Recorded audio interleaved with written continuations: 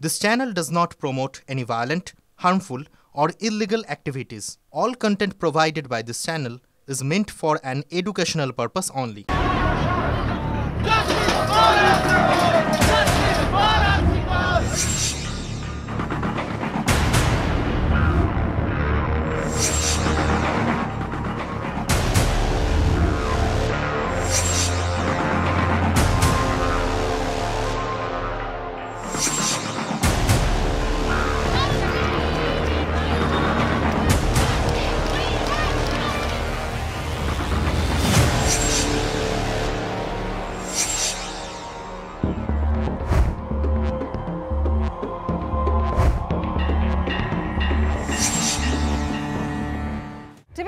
স্বাগত হটস্পট নিয়ে আপনাদের সঙ্গে রয়েছি আমি শর্মিষ্ঠা। আজ সবারই নজর ছিল সুপ্রিম কোর্টের দিকে, কারণ তিলোত্তমা ধর্ষণ খুন মামলায় তৃতীয় শুনানিতে ঠিক কি বিষয় উঠে আসে। ওখানে কোন কোন বিষয় উঠে এলো? আজকে প্রথমে উঠলো যে সিবিআই তদন্ত প্রক্রিয়া ঠিক পথে এগিয়ে নিয়ে যাচ্ছে। সিবিআই যে স্ট্যাটাস রিপোর্ট দিয়েছে তা দেখে প্রধান বিচারপতি যথেষ্ট বিচলিত, এবং সেখানে তিলোত্তমার বাবার চিঠিকে গুরুত্ব দেওয়া হচ্ছে, কারণ তার বাবার চিঠিতে ক্লু রয়েছে। সেকেন্ড ইস্যু উঠে এলো কি, প্রত্যেকটি সরকারি হাসপাতালে নিরাপত্তার বিষয়টা উঠে আসে, তার পাশাপাশি আরজি করেন নিরাপত্তা, এবং নিরাপত্তা সংক্রান্ত বিষয় যখন আলোচনা হয় তখন আরও একটা বিষয় উঠে এলো, তাহলে জুনিয়র চিকিৎসকরা তারা কবে কাজে যোগ দেবেন। এই তিনটে বিষয়কে মাথায় রেখে অনেক কথা হয়েছে, সেই সমস্ত বিষয় আপনাদেরকে জানাবো। তবে সব থেকে গুরুত্বপূর্ণ বিষয় আমার প্রথমে যেটা মনে হলো যে তিলোত্তমার বাবার চিঠিকে গুরুত্বপূর্ণ ক্লু হিসেবে ব্যাখ্যা করা হয়েছে সুপ্রিম কোর্টে। আর আমরা যতবার তিলোত্তমার বাবা এবং মায়ের সঙ্গে কথা বলেছি বারবারই কিন্তু তারা বলেছেন যে তাদের মেয়ে দুর্নীতির বলি, তাদের মেয়ে দুর্নীতির শিকার হয়েছেন। বারবার কিন্তু তারা দুর্নীতি তত্ত্বটাকে খাড়া করেছিলেন। মনে আছে তো, আমিও যখন তিলোত্তমার বাবা মায়ের সঙ্গে কথা বলেছিলাম তারা সেখানে বলেছিলেন যে কোথাও একটা দুর্নীতি হয়েছিল, তাদের মেয়ে কিছু একটা জেনে ফেলেছিল যে কারণেই তাদের মেয়েকে বলি হতে হলো।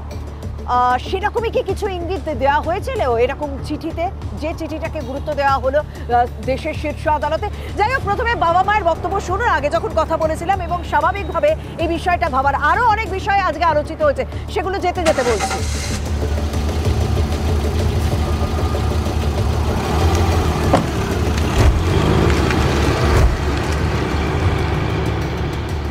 যারা এই আমার মেয়ের হত্যার সম্বন্ধে জড়িত আছে তারা উপযুক্ত পরোক্ষভাবে যারা জড়িত আছে তারা শাস্তি পায়। যারা প্রমাণ লোপাটের জন্য যারা জড়িত সবাই যেন তদন্তের আওতায় আসে এবং সবাইকে যেন শাস্তি পায়। 2021 সালে যখন সন্দীপ ঘোষের বিরুদ্ধে অনেক অভিযোগ ছিল, তখন যদি মুখ্যমন্ত্রী এই পদক্ষেপটা নিতেন আজকে আমার কল ফাঁকা হতো না, আমার মেয়েটা হারিয়ে যেত না। আমরা প্রথম দিন থেকে যেটা বলে এসেছি, সুপ্রিম কোর্ট সেটাই সামনে তুলে ধরেছে। কারণ তথ্য প্রমাণ এইভাবে লোপাট করলে একটা সংস্থাকে সেটাকে খুঁজে বের করা একটু কঠিনই হয়। এখানে তো তথ্য প্রমাণ লোপাটের অনেক পাওয়াই গেছে, এবং তার জন্য তো একজনকে তারা গ্রেপ্তারও করেছে। দেখুন, একটা জিনিস তো ভুলে গেলে চলবে না, যে তিলোত্তমা ধর্ষণ খুনের বিষয়টা কিন্তু সবার প্রাথমিক বিষয়। মানে আপনারা, আমরা, জুনিয়র চিকিৎসকরা প্রত্যেকে এটাই জানতে চাই যে এই ঘটনাটা কেন ঘটলো, কারা ঘটালো, কিভাবে ঘটলো। এটা হচ্ছে সব থেকে বড় বিষয়। হ্যাঁ, সেই বিষয়টাকে মাথায় রেখে তারপর অন্যান্য বিষয়গুলো উঠে এসেছে। জানেন তো, যখন সুপ্রিম কোর্টে আজকে এই শুনানি চলছে, সওয়াল জবাব চলছে, ঠিক সেই সময় হাইকোর্টেও এই সন্দীপ ঘোষের বিরুদ্ধে যে সমস্ত দুর্নীতির অভিযোগ উঠেছে, যে কারণে তাকে আগেই গ্রেপ্তার করা হয়েছে, সেই সংক্রান্ত কিন্তু আজকে শুনানি ছিল কলকাতা হাইকোর্টে, এবং সেখানেও সিবিআইকে নির্দেশ দেওয়া হয়েছে যে 25শে সেপ্টেম্বরের মধ্যে একটা স্ট্যাটাস রিপোর্ট সিবিআইকে জমা দিতে হবে। কারণ এই সন্দীপ ঘোষ, আমি একটুখানি যদি তথ্যটা দেখে নিই, যে তৎকালীন অধ্যক্ষ সন্দীপ ঘোষের বিরুদ্ধে যে দুর্নীতির অভিযোগ উঠেছে সেই মামলার স্ট্যাটাস রিপোর্ট কিন্তু 25শে সেপ্টেম্বরের মধ্যে জমা দিতে হবে, এবং আরো অনেক মামলা ছিল। কিন্তু আমাদের প্রাথমিক বিষয় যে তদন্ত, এই তদন্তটা কি ঠিক পথে এগোচ্ছে, এবং তদন্ত সঠিক পথে এগোচ্ছে বলে কোথাও একটা আশ্বস্ত করেছেন দেশের প্রধান বিচারপতি, এবং তিনি মুখবন্ধ খাম যে স্ট্যাটাস রিপোর্ট জমা করেছে সেই রিপোর্ট দেখে বারবার বলছেন যে তিনি যথেষ্ট বিচলিত। হ্যাঁ, এজেন্সিকে কিন্তু কাজ করার সময় দিতে হবে, যদি কাজ করার সময় না দেওয়া হয় তাহলে গোটা প্রক্রিয়াটা ঘেটে যেতে পারে, অর্থাৎ সময় লাগবে, ধৈর্য প্রত্যেককে ধরতে হবে।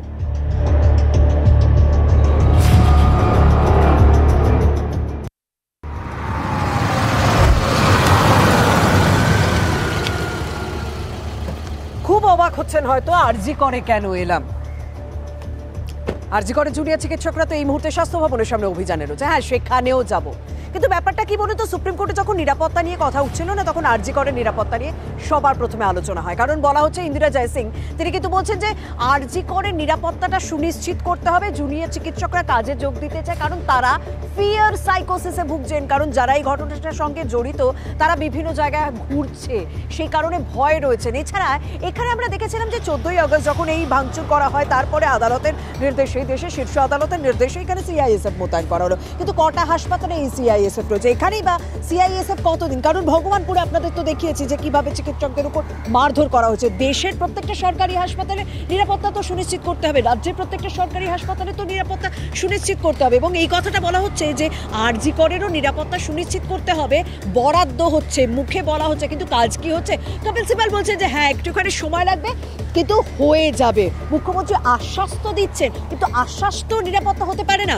এর পাশাপাশি যদি আমরা আরো একটা বিষয়ে কথা বলি, রাত্রির সাথী, সেই রাত্রির সাথী অ্যাপের কথা যখন বারবার বলা হচ্ছিল, তখন মনে আছে তো কি বলা হয়েছিল যে মহিলাদের জন্য নাইট ডিউটিটা সেরকম হলে দেওয়া হবে না, যদি কেউ করতে চান তারা করতে পারেন, সেই বিষয়টাও কিন্তু আদালতে উঠে আসে। বলা হচ্ছে যে মহিলাদের জন্য আলাদা নিরাপত্তা, পুরুষদের জন্য আলাদা নিরাপত্তা, এবং মহিলা পুরুষ তারা তো সমানাধিকারের জন্য লড়াই করছে, তাদের জন্য একটা শিফট, অন্যদের জন্য একটা শিফট, এটা কখনো সম্ভব? আমি আরজি করে একটুখানি ঘুরবো, দেখি এখানকার নার্স, চিকিৎসক তারা কি বলছেন, বা সাধারণ মানুষেরও কথাটা কিন্তু শোনা ভীষণ জরুরি। আপনাদের একটা বিষয় আজকে আদালতে উঠে আসে যে মহিলাদের একরকম ডিউটি, ছেলেদের আর একরকম শিফট, এটা কখনো উচিত নয়, মহিলাদের জন্য আলাদা নিরাপত্তা, পুরুষদের জন্য আলাদা নিরাপত্তা, এটা কি আপনারা সমর্থন করেন, না সবার জন্য নিরাপত্তা এক হওয়া উচিত?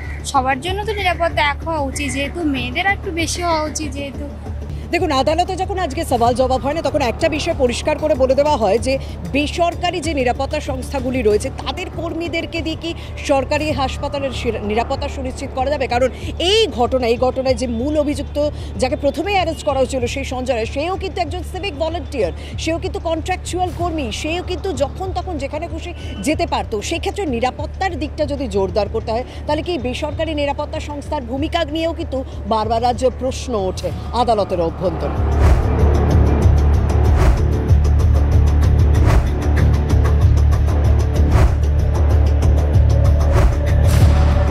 আদালতে যেটা বলেছে যে সত্যি তো রাতের সাথে যেটা বলা হচ্ছিল যে মহিলারা সেরকম হলে নাইট ডিউটি দেওয়া হবে না, পুরুষদের নাইট, হ্যাঁ মানে নারী পুরুষ একই রকম ডিউটি করবে যেরকম চাইছে সেরকম।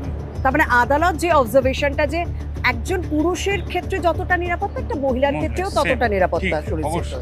দেখুন, আরজি করে ঘুরতে ঘুরতেই যখন কাজ করছি তখন বেশ কিছু তথ্য উঠে এলো যে আজ নতুন সিপি হলেন মনোজ বর্মা কলকাতা পুলিশ কমিশনারের নতুন সিপি হচ্ছেন, এবং বিনীত গোয়েলকে সরিয়ে দেওয়া হলো এবং তাকে কোন পদে আনা হলো? ADG IGP STF West Bengal পুলিশের, এবং আরো অনেক রদবদল হয়েছে। যাই হোক, এই মুহূর্তে যা তথ্য যে মনোজ বর্মা তিনি কলকাতা পুলিশ কমিশনারের নতুন কমিশনার হলেন, অর্থাৎ জুনিয়র চিকিৎসকদের দাবি মেনে বিনীত গোয়েলকে সরিয়ে দেওয়া হলো।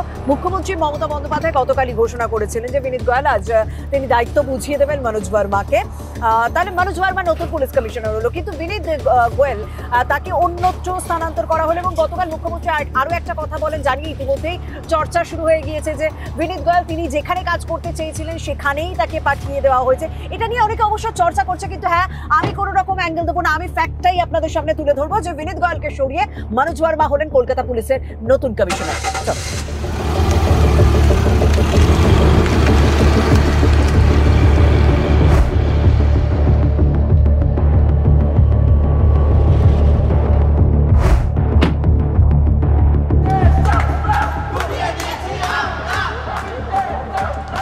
আপনারা কি সত্যি সমর্থন করেন, মানে এটা কি হওয়া সম্ভব না উচিত যে মহিলাদের এবং পুরুষদের আলাদা আলাদা ডিউটি, আলাদা আলাদা নিরাপত্তা?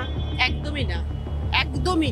আজকের দিনে দাঁড়িয়ে মহিলারা কাজ করবেন না, অর্ধেকের বেশি তো মহিলা, অর্ধেকের বেশি কারা কাজ করবে? আয়ারা মহিলা, সবাই মহিলা, একদম মানে ইনোসেন্ট কথা এটা একটা। এটা আবার হয় নাকি? আলাদা ডিউটি টাইমিং হওয়া সম্ভব, কারণ রাজ্য সরকার বলেছিল যে সেরকম হলে মহিলাদের নাইট ডিউটি দেওয়া হবে না। সুপ্রিম কোর্ট সিদ্ধান্ত খারিজ করতে বলেছে, বাতিল করতে বলেছে। আপনারা কিভাবে দেখেন বিষয়টা? না, সম্ভব তো না, আর হওয়া উচিত না, কারণ আমরা আবার পেছনেই ফেরত চলে যাব 10 বছর, 50 বছর, 100 বছর আগে। তো পুরুষদের যতটা মহিলারা এম্পাওয়ার হয়েছে ততটা কি এই 100 বছরে পুরুষেরাও এম্পাওয়ার হয়েছে সাইমালটেনিয়াসলি? আমার তো মনে হয় না। আমাদের রাজ্যে যে আন্দোলনটা হচ্ছে আরজিকরকে কেন্দ্র করে, তার মধ্যে বহু প্রাতিষ্ঠানিক দাবি উঠে এসছে। তার মধ্যে একটা যে কর্মক্ষেত্রে সমানাধিকার নারী পুরুষের, সেক্ষেত্রে দাঁড়িয়ে রাজ্য সরকার যে অদ্ভুত এক সিদ্ধান্ত নিয়েছিল, যেখানে দাঁড়িয়ে বলা হয়েছিল যে মেয়েদের নাইট শিফটে কাজ করাটা হচ্ছে তারা বারণ করছেন। এটা এর চেয়ে খারাপ স্বীকারোক্তি একটা সরকারের পক্ষে আর কিছু হয় না, যে আসলে একটা রাত, একটা অন্ধকার নেমে আসা মানে একটা শহর, সেটা আসলে একটা বিপদের চিহ্ন হয়ে দাঁড়াচ্ছে, একটা বিপদের আস্তানা। ফলে তাই যদি হয়, তাহলে সেই বিপদের থেকে আজকের মেয়েরা যদি আক্রান্ত হয়, পরের দিন পুরুষও আক্রান্ত হবে। ফলে প্রশ্নটা অন্ধকারের জীবেরা মাথা তুলে দাঁড়াতে পারছে কিনা এবং প্রশাসন তার বিরুদ্ধে কড়া ব্যবস্থা নিতে পারছে কিনা। তা যদি না হয়, অন্ধকারে মেয়েরা থাকবে না, আলোয় মেয়েরা থাকবে, এ বলে আলোর দিকে মেয়েদেরকে নিয়ে যাওয়া সম্ভব। দেখুন, আজ বিশ্বকর্মা পুজো, আমাদের আগে দেখতে গেলে আজ থেকে মূলত উৎসবের সূচনা হয়ে যেত, কিন্তু কোনো পুজো এরকম ছবিটা দেখিনি। স্বাস্থ্য ভবনের সামনে ঢাকু বাজছে, উলুধ্বনিও দেওয়া হচ্ছে, কিন্তু তার পাশাপাশি তিলোত্তমার জন্য বিচারের দাবিও চাওয়া হচ্ছে। এটাই কি উৎসবের ছবি? তারা একটা উৎসবে সামিল, তারা বিচারের উৎসবে সামিল। একটুখানি আপনার সঙ্গে কথা বলি। আজকে আদালতে বলা হয়েছে, রাজ্য সরকার যে বলেছিল যে নাইটে মহিলাদের ডিউটি নয়, এই সিদ্ধান্তটা উইথড্র করা উচিত। ম্যাক্সিমাম আইটি এবং অনেক সেক্টরে এখানে মেয়েরা নাইট ডিউটি করে, আপনারা ইনফ্যাক্ট আপনাদেরকেও নাইট ডিউটি করতে হয়। তো এটা কোনো যুক্তিসঙ্গত ব্যাপার নয়। আমরা চোরকে লুকিয়ে রাখছি আর মেয়েদেরকে রাত্রিবেলা সরে যেতে বলছি, এটা একদমই ইনসাফ নয়। বুঝতে পারছেন তো? মানে আমি এই কারণে বিভিন্ন জায়গায় ঘুরে ঘুরে বিভিন্ন মানুষের সঙ্গে কথা বলি, যে আপনারা প্রত্যেকে ক্লিয়ার হন যে মানুষ কি ভাবছে, আমি নয়, মানুষ কি ভাবছে, আপনারা কি ভাবছেন, সেটাতেই গুরুত্ব দেওয়া হয়।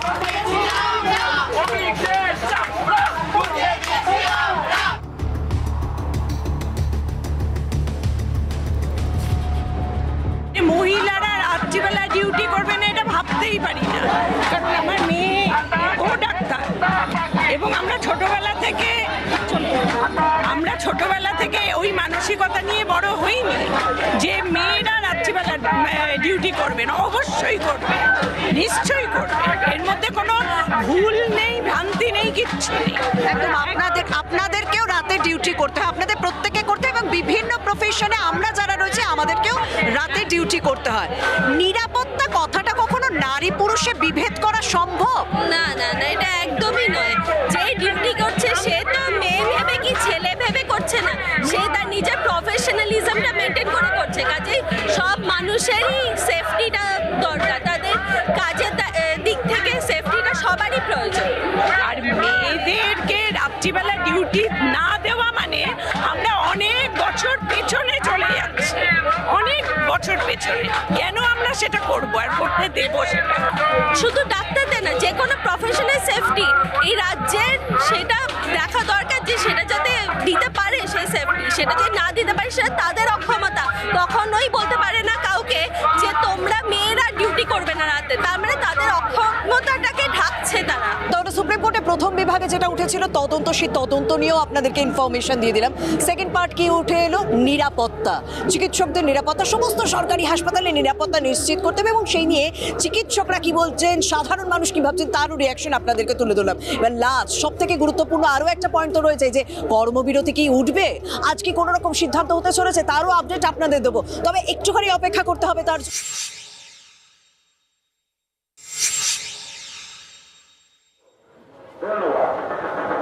7:42 বেজে গেছে, ঘড়িতে 7:42 বেজে গেছে। স্বাস্থ্য ভবনের সামনে আমি এখনো রয়েছি। আজও আদালতে সেই প্রসঙ্গই উঠে আসে যে জুনিয়র চিকিৎসকরা কাজে কবে যোগ দেবেন। ইন্দিরা জয়সিং তিনি বলছেন যে হ্যাঁ, যদি রাজ্য সরকারের পক্ষ থেকে কনফিডেন্স বিল্ড আপ করা হয়, তারাও কাজে যোগ দিতে চায় এবং তারা 2-1 দিনের মধ্যে কাজে যোগ দেবেন। কিন্তু ইতিমধ্যে আমরা দেখলাম যে বিভিন্ন সরকারি মেডিকেল কলেজ যেগুলো রয়েছে তাদের একটা বৈঠক হয়েছে, তারা ভিন্ন ভিন্নভাবে 26টা যে মেডিকেল কলেজ এই আন্দোলনের সঙ্গে সামিল হয়েছে, তারা আলাদা আলাদা বৈঠক করেছে। এরপর জিবি হওয়ার পালা, কারণ সেখানেই সার্বিকভাবে সিদ্ধান্ত নেওয়া হবে, এবং সেই জিবি বেঞ্চ শেষ হতে হতে অনেক রাত হবে। অন্তত এটা বোঝা যাচ্ছে যে আজকে অন্তত এইখানে যে স্বাস্থ্য ভবনের সামনে অবস্থান, চেষ্টা করি। আজ আদালতেও বিষয়টা উঠে আসে যে জুনিয়র চিকিৎসকরা কাজে কবে যোগ দেবেন, এই অভিযান কবে বন্ধ হবে। আপনাদের একটা মিটিং চলছে, তারপরে কি সিদ্ধান্ত? এই আন্দোলন আমাদের জনসাধারণের যে আন্দোলন সেটা চলবেই, কারণ আমাদের বোন এখনো বিচার পায়নি। আর তাদের তো সরানো হয়নি, তাদের সরিয়ে অন্য পোস্ট করা হয়েছে। সেক্ষেত্রে কি করাপশনটা কমে যাবে? সেটা তো কখনোই নয়। একদম, মানে এখানে যারা যারা জুনিয়র চিকিৎসকরা রয়েছে তাদের সঙ্গেও কথা বলবো। একজনের সঙ্গে কথা হলো, তিনি বলছেন যে আন্দোলনটা ছিল সেই আন্দোলনটা কিন্তু তাদের জারি থাকবে এবং সেই আন্দোলন এইখানে স্বাস্থ্য ভবনের সামনে অবস্থানটা উঠবে কিনা সেটাই সব থেকে বড় প্রশ্ন। যদিও সেই বিষয় এখন জিবি যে চলছে সেই জিবির মিট এখনো শুরু হয়নি, কারণ ভিন্ন ভিন্ন যে সরকারি মেডিকেল কলেজ রয়েছে সেই সরকারি মেডিকেল কলেজগুলিতে বৈঠক হয় এবং সেখানে বেশ কিছু প্রস্তাব রাখা হয়েছে। কারণ দীর্ঘ বেশ কয়েক বছর বেশ কিছু সরকারি মেডিকেল কলেজ, কেন কোনো মেডিকেল কলেজে কোনো রকম ইলেকশন হয়নি, সেই ইলেকশনটা দরকার। কারণ স্বচ্ছ পদ্ধতি থাকবে, স্বচ্ছ একটা প্রক্রিয়া চলবে যদি কলেজে ইলেকশন হয়, সেই প্রস্তাবও কিন্তু রাখা হয়েছে। অর্থাৎ 26টা যে কলকাতা যে এবং রাজ্যে যে 26টা সরকারি মেডিকেল কলেজ রয়েছে তাদের কাছ থেকে বিভিন্ন প্রস্তাব এসেছে। সেই প্রস্তাব বিচার করার পরে জিবির যে বৈঠক রয়েছে সেই বৈঠকে সিদ্ধান্ত নেওয়া হবে যে এই স্বাস্থ্য ভবনের সামনে থেকে অবস্থান উঠবে কিনা এবং কর্মবিরতি তারা তুলবেন কিনা। কর্মবিরতি তুললেও সেই সিস্টেমটা কিরকম হবে, কারণ তাদের পক্ষ থেকে সূত্র মারফত যে খবর পাওয়া যাচ্ছে যে একেবারে আন্দোলন বন্ধ হবে না। এর আগে, এই অভিযানের আগে, স্বাস্থ্য ভবনের সামনে অবস্থানের আগে যে ছবি আমরা দেখেছি, বিভিন্ন মেডিকেল কলেজে তারা বিক্ষিপ্তভাবে আন্দোলন করছিলেন, প্রতিবাদ করে যাচ্ছিলেন, বিচারের দাবিতে আন্দোলন চালিয়ে যাচ্ছিলেন, সেই রকম হয়তো চলতে থাকবে। তবে সেটা হয়তো কোনো একটা সিস্টেমেটিক প্রক্রিয়ায় আনা হবে। তবে কবে কর্মবিরতি তারা তুলতে চলেছেন, কবে কাজে যোগ দিতে চলেছেন, এখনো পর্যন্ত সেই সিদ্ধান্ত নেওয়া হয়নি। যাই হোক, আজ এখানেই শেষ করছে। এই সংক্রান্ত সমস্ত আপডেট থাকছে টিভি9 বাংলা। এখন এখানেই শেষ করছি। অন্যান্য খবরের জন্য নজর রাখুন, সঙ্গে থাকুন।